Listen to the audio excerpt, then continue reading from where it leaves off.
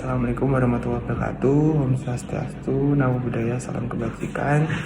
Jumpa lagi dengan saya Fitur Asyik Wibawa, Patsar gelombang 2 angkatan 16 kelompok 2. Pada hari ini learning journal kali ini seperti biasa kami diberikan dua sesi, yang pertama sinkronus dan yang kedua asinkronus. Pada sesi asinkronus kita diperkenankan untuk belajar mandiri, dan untuk sesi sinkronus sendiri kita diberikan materi oleh Bapak Dr. Andes Arwin Baso, MM, GRMU, GRMB.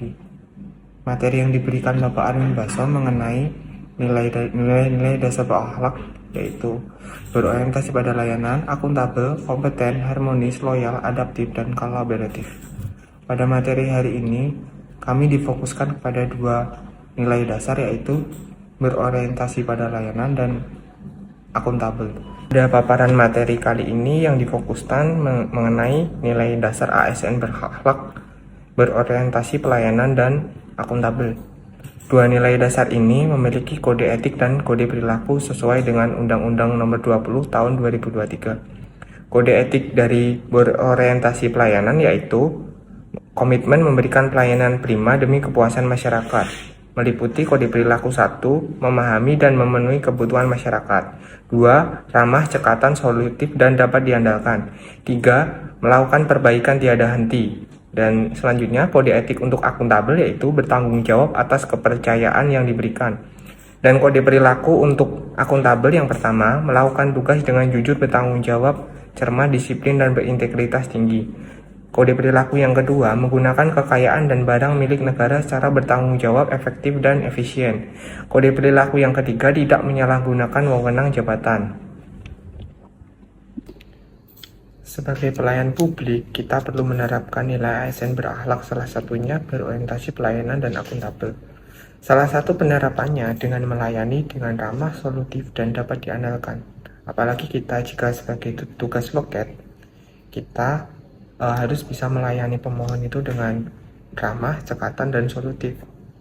Selain itu, kita harus menerapkan nilai ASN berakhlak, akuntabel dengan melaksanakan tugas kita dengan jujur, tanggung jawab, disiplin, dan berintegritas tinggi. Berikutnya saya akan menampilkan beberapa contoh kasus yang berkaitan dengan berorientasi pelayanan. Pegawai Puskesmas Tanjung Mulia, Tebing Tinggi, Sumatera Utara ini marah-marah menolak. Dari video di atas bisa kita lihat ya bagaimana seorang pegawai puskesmas yang tidak melayani dengan ramah, bahkan beliau marah-marah. Nah, dari video itu dapat menimbulkan suatu kegaduhan dan dapat menimbulkan persepsi masyarakat menjadi negatif, karena sebagai pelayan publik kita itu harus menerapkan kode etik dan kode perilaku, salah satunya berorientasi pelayanan. Jadi untuk video di atas itu bukan hanya mencoreng nama instansi, juga mencoreng nama baik dari pribadi ibu itu sendiri. Jadi selanjutnya saya membaca suatu kasus oknum Dinas Pendidikan Malang melakukan pungli.